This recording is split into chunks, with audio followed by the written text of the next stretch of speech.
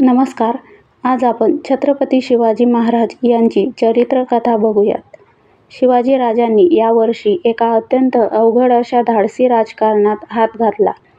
मोगलांसारख्या दैत्यबळाच्या सत्तेविरुद्ध पहिला हल्ला केला. मोगली ठाणी मारली. औरंगजेबानं सर्व पाताळयंत्री डाव आणि ढोंगबाजी करून दिल्ली कब्जात घेतली. त्याने बापाला आग्र्यात कैदेत ठेवले. तो आलमगीर बनला, म्हणजे जगाचा सत्ताधीश. या त्यांच्या आलमगीर पदवीचा शिवाजी राजांवर काय परिणाम झाला? राजांवर दहशत बसली का? छे, पण ते खिन्नतेने बहुधा हसले असावेत राजपुतांच्या राजनिष्ठेला. पण इराणच्या बादशहावर मात्र परिणाम झाला. याचे नाव होते शाह अब्बास सानी. त्याला औरंगजेबाचा राग आला, तिरस्कार वाटला आणि कीवही. पण त्याने एक पत्र औरंगजेबाला लिहिले. त्यात शाह अब्बास लिहितो, अरे, तू आलमगीर केव्हा झालास?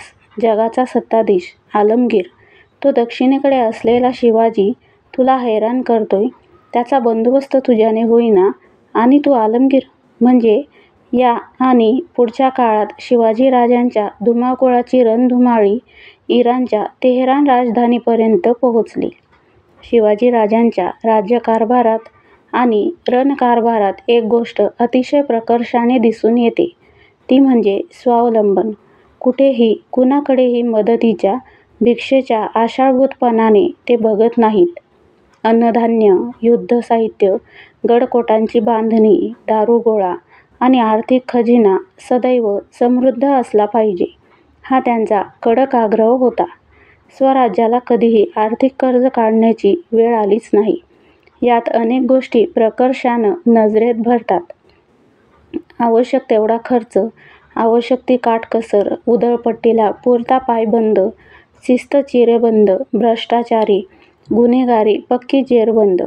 एकदा का सरकारी सेवकांना लाच खायची सवय लागली की रयतेची दुःखे आणि तेवढेच शाप राज्यकर्त्यांना सोसावे लागतात, हे राजांनी पक्क जाणलं होतं. रयतेस आजार देऊ नये, रयतेच्या भाजीच्या देठासही हात लावू नये. रयत दुःखी झाली तर म्हणू लागले की यापेक्षा मोगल बरे, मग मराठीयांची इज्जत वाचणार नाही. हा महाराजांचा राज्यकारभार, राज्यसंसार. एखाद्या दक्ष पण तेवढ्याच प्रेमळ अशा गृहिणीसारखा राज्यकारभार महाराज करीत होते. न्याय चोख होता. अन्याय करणाऱ्यांना कडक शिक्षा होत होत्या. कामगिरी करणाऱ्यांना ते पोटाशी मायेनं घेऊन कौतुक करीत होते. म्हणूनच जुन्या पत्रात राजांच्याबद्दल शब्द येतात, बेलाफुलासारख्या भक्तीचे, तुळशीदवण्यासारख्या अन चाफाबकुळीसारख्या सुगंधाचे. हे बघा ना, राजश्रीचे राज्य म्हणजे देवताभूमी. हे श्रींचे राज्य आहे. हे श्रींच्या वरदेचे राज्य आहे. शिवाजी महाराज फार फार प्रेमळ होते. गुणी आणि कष्टाळू, परमार्थवंत आणि चारित्र्यवंत. संत सज्जनाचे ते नम्र भक्त होते. कोणत्याही धर्माच्या, पंथाच्या वा जातीच्या ईश्वरभक्तापुढे ते हात जोडून होते. पण कोणत्याही राजकारणात वा राज्यकारभारात त्यांनी या संतांचा हस्तक्षेप होऊ दिला नाही. त्याही संतांनी फक्त देवभक्ती, लोकजागृती आणि लोकसेवाच केली. यात कोणीही सरकारी संत नव्हताच. शिवाजी राजा एक माणूस होता, तो अवतार नव्हता. आपण शिवाजी राजांच्या दैदिप्यमान पराक्रमी कृत्यांनी आणि उदात्त आचरणाने दिपून जातो. आपले डोळे भक्तिभावाने मिटतात. नको, ते डोळे उघडण्याची आवश्यकता आहे. शिवाजी महाराजांनी अचूक संधी साधून आपल्या कर्दनकाळासारख्या महाभयंकर असलेल्या सत्तेवर जुन्नर, नगर, श्रीगोंदे इत्यादी ठाण्यांवर हत्यार चालविले. हे पाहून औरंगजेबाचे डोळे खाडकन उघडले, वटारले गेले. तो या गोष्टींचा बदला नक्कीच घेणार होता. पण दिल्ली ताब्यात आल्यावर स्थिर स्थावर व्हायला वेळ लागणार होता.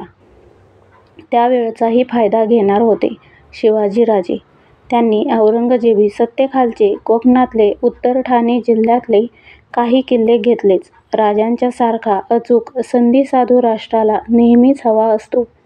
याच वेळी राजांनी कोकणात आपला घोडा उतरविला, कारण त्यांना संपूर्ण कोकण समुद्रासकट स्वराज्याच्या कब्जात हवे होते.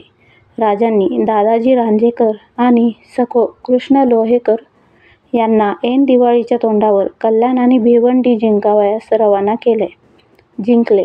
या दोघांनीही एकाच दिवशी कल्याण भिवंडी काबीज केले. या दिवशी दिवाळीतील वसुबारसच्या दिवशी दुर्गाडी किल्ल्यावर झेंडा लागला. इथे भूमिगत धन हंडे भरून राजांना मिळाले. लक्ष्मीपूजन सार्थ झाले.